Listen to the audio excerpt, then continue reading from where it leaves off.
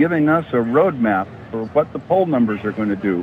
And then when I say the poll numbers, I'm talking about the differential between Clinton and Trump. If we have an up market, that tends to benefit the incumbent or the incumbent party.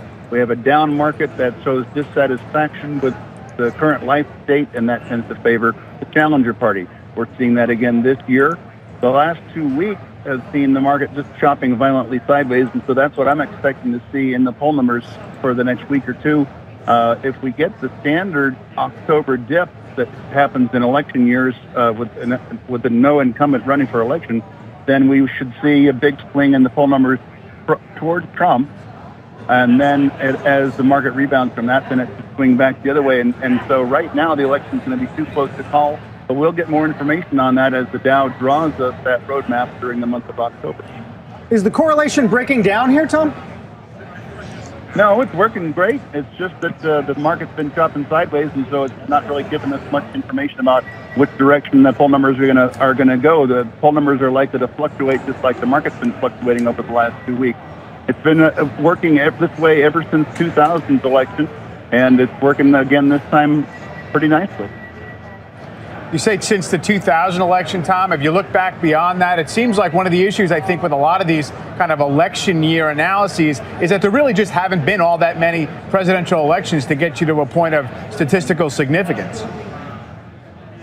The issue that going back further than 2000 is that the poll data are just not readily available. I mean, I've been tracking this data myself since 2000, and 2000 was really the first year that they had daily tracking polls done by Gallup and Zogby, and then a little bit later on by Rasmussen, where every day you could see the change, and you could see the granularity in the data, and you could watch it really nicely.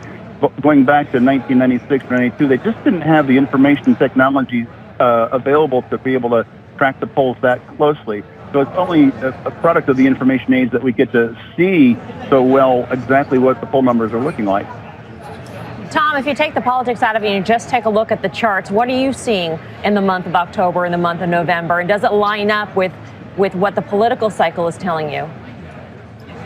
We've been in a corrective mode since the summer, and there's been a few exceptions with the leading technology stocks pulling some of the indices higher, but most of the rest of the market is not doing that well.